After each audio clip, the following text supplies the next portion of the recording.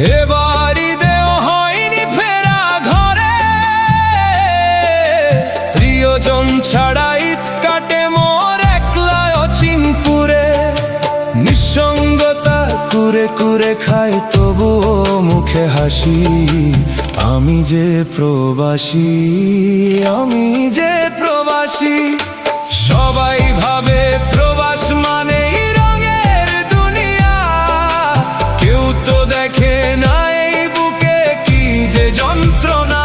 তবুও ভালো থাকুক তারা যাদের আমি ভালোবাসি, আমি যে প্রবাসী।